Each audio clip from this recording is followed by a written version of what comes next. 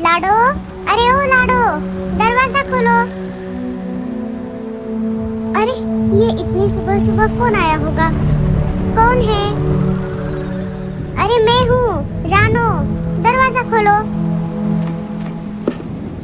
अरे रानो, तुम इतनी सुबह सुबह तुम यहाँ पर कैसे? अंदर आ जाओ, बाहर बहुत ठंड है।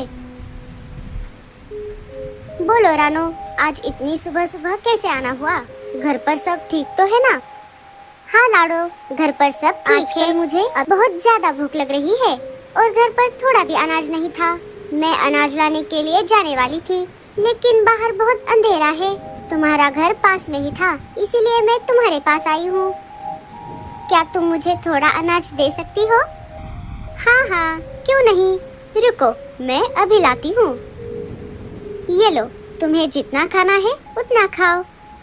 रानो को बहुत भूख लगी थी। वो अनाज पर टूट पड़ती है।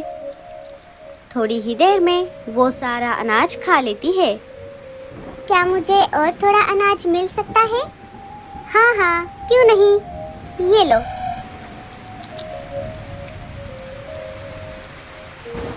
लाडो, मुझे माफ कर दो, मैंने तुम्हारा सारा अनाज खा लिया।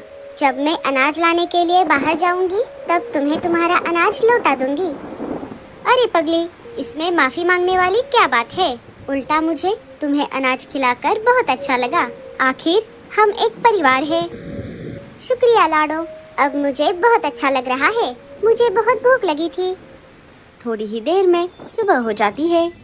लाडो, मेरे घर पर तो पहले से ही अनाज खत्म हो गया है और यहाँ आकर मैंने तुम्हारा भी सारा अनाज खत्म कर दिया। अब हम दोनों के पास भी अनाज नहीं है। अब हम क्या करेंगे? अरे रानो, तुम चिंता मत करो। अब तो सुबह भी हो गई है और बारिश भी थोड़ी कम हो गई है। अब हम अनाज लाने के लिए जा सकते हैं। हाँ, ये सही रहेगा। चलो फिर हम चलते हैं। बच्चों, मैं और रानो आंटी मिलकर अनाज लाने के लिए बाहर जा रहे हैं। हमारे वापस आने तक तुम दोनों घर पर ही रहना, अकेले कहीं पर बाहर मत जाना। ठीक है मम्मी। लाडो और रानो निकल पड़ती है। जब वो दोनों बातचीत करने वाले पेड़ के पास से गुजर रही थी, तब वहाँ से बुलबुल चिड़िया उन्हें आवाज लगाती है। वो दोनों उसके पास आ जाती है। वहाँ पर और भी पंछी मौजूद थे। अरे लाडो, रानो, तुम दोनों अकेले अकेले इतनी सुबह सुबह कहाँ जा रही हो? जरा हमें भी बताओ। बुलबुल, हम दोनों अनाज लाने के लिए बाहर जा रहे हैं। अच्छा, तो ऐसी बात है। अनाज लाने तो मुझे भी जाना है। चलो, मैं भी आती हूँ तुम्हारे साथ। साथियों, क्या आपको भी हमारे साथ अनाज लाने के लिए आना है? हाँ हाँ, हम भी चलते हैं। बाकी पंछी भी उन दोनों के साथ अनाज लाने के लिए निकल पड़ते हैं। थोड़ी दूर आने के बाद उन्हें एक जगह अनाज का खेत दिख जाता है। अरे साथियों, ये देखो, कितना अच्छा खेत है। चलो, हम अनाज इकट्ठा कर लेते हैं। साथियों, हम अभी यहाँ पर भरपेट अनाज खा लेते हैं और बाद में ढेर सारा अनाज हमारे साथ घर लेकर जाएंगे। सारे लाडो की बात से सहमत हो गए। सबने भरपेट अनाज खा लिया और बहुत सारा अनाज अपने साथ ले लिया, सिवाय गोरी और कालू को छोड़कर। अरे गोरी, क्या हमें भी घर के लिए अनाज नहीं लेना? हमें अभी इस अनाज की कोई जरूरत नहीं है, क्योंकि घर पर बहुत सारा अनाज पड़ा हुआ है। अरे गोरी भाभी, आपके घर पर अनाज पड़ा हुआ है, ये तो बहुत अच्छी बात है।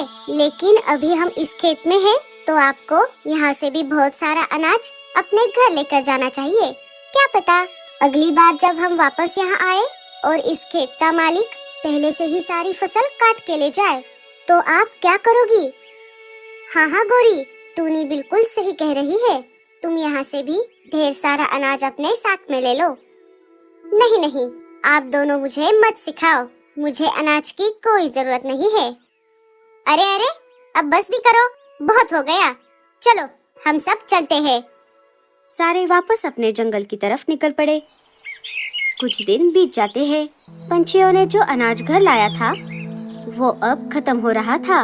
फिर एक दिन सारे पंछी मिलकर वापस उसी खेत की तरफ निकल पड़े। जब सारे वहाँ पर आ गए, तब उन्होंने देखा वहाँ पर अनाज का एक दाना भी नहीं था। खेत के मालिक ने सारी फसल काट दी थी। अरे बाप रे, ये क्या हो गया? टूनी, तूने बिल्कुल सही कहा था। अगर उस दिन मैंने तुम्हारी बात मानी होती तो कितना अच्छा होता। अजी, अब हम क्या करेंगे? घर पर तो थोड़ा भी अनाज नहीं है। गोरी भाभी, आप चिंता मत करो, हम सब आपको हमारे घर का थोड़ा थोड़ा अनाज दे देंगे। नहीं नहीं, मैं मेरा अनाज किसी को नहीं दूंगी। हाँ हाँ, मैं भी नहीं। सारे निराश होकर खाली हाथ वापस अपने जंगल की ओर निकल पड़े। रास्ते में उन्हें एक जगह सेब का पेड़ दिख गया। अरे साथियों, वो देखो, सेब का पेड़। चलो हम सब मिलकर सेब खाते हैं। अरे वाह वाह वाह वाह, ये सेब तो कितने मीठे हैं। सबने पेट भर के सेब खा लिए। चलो, अनाज नहीं तो नहीं, हम इस पेड़ के सेब हमारे साथ लेकर चलते हैं। सबने फुर्ती दिखाकर पके हुए लाल लाल सेब तोड़ लिए, लेकिन कालू और गोरी को एक भी पका हुआ सेब नहीं मिला। कालू ने उस पेड़ का एक कच्चा सेब तोड़ लिया।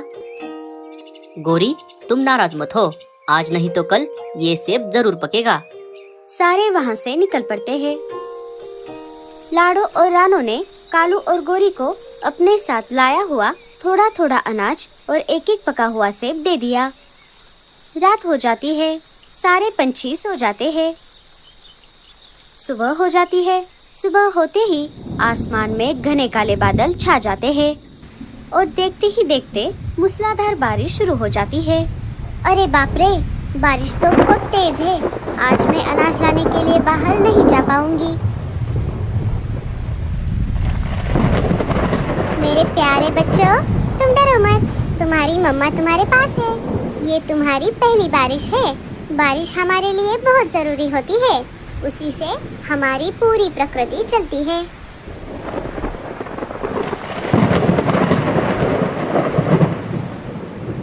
अजी, मुझे बहुत भूख लगी है, आप बाहर जाकर मेरे लिए कुछ लेकर आओ। अरे गोरी, अभी अभी तो तुमने ढेर सारा अनाज और वो पके हुए सेब खाए थे और फिर भी तुम्हें भूख लगी है। बाहर बहुत तेज बारिश हो रही है। अगर तुम्हें इतनी ही भूख लगी है तो तुम ये कच्चा सेब खा लो। छी छी छी, मुझे नहीं खाना वो कच्चा सेब। उससे अच्छा मैं भूखी रह जाऊं। बारिश अपने जोरों पर थी। देखते ही देखते जंगल में पानी भरने लगा। अरे बाप रे, ये बारिश तो रुकने का नाम ही नहीं ले रही। थोड़ी ही देर में जंगल में बाढ़ आ गई। पंछी एक एक करके अपने घोंसले से बाहर आने लगे। सारे बारिश के रुकने का इंतजार कर रहे थे। देखते ही देखते दोपहर से शाम हो गई। अजी, अब मुझसे भूख बर्दाश्त नहीं हो रही। मुझे अभी के अभी कुछ खाने को चाहिए। मुझे ये पहले से ही पता था, इसीलिए मैं ये कच्चा सेब मेरे साथ लेकर आया था। अभी के लिए तुम इसे खा लो। गोरी मजबूर थी। उसने जैसे ही सेब को अपनी चोंच मारी, उसने अपना मुंह टेढ़ा कर लिया। अरे छी छी छी छी छी, ये सेब कितना कड़वा है। ऐसा बोलते हुए गोरी ने वो सेब बाढ़ के पानी में फेंक दिया। जैसे ही उसने वो सेब पानी में फेंका, वैसे ही उस सेब से धुआं निकलने लगा और देखते ही देखते वो छोटा सा सेब एक बड़े से सेब के घर में बदल गया और पानी के ऊपर तैरने लगा। उस घर में ढेर सारा अनाज भी था। अरे साथियों, ये देखो, सेब का घर। घर इतना बड़ा था कि सारे पंछी एक एक करके उस घर में आ गए। अरे वाह, ये घर तो कितना बड़ा है। जब तक बारिश चलती रही, सारे उस घर में रुक गए। एक दो दिन लगातार तेज बारिश चलती रही। जब बारिश रुक गई, तब बाढ़ का पानी धीरे धीरे कम हो गया। जब सेब का घर जमीन पर आ गया, तब गोरी ने सारे पंछियों से कहा, चलो चलो, अब सब मेरे घर से बाहर निकलो। ये घर सिर्फ मेरा और कालू जी का है। जैसे ही सारे बाहर आ गए, सेब का घर गायब हो गया। अजी, हमारा सेब का घर कहाँ गायब हो गया? सारे जोर जोर से हंसने लगे।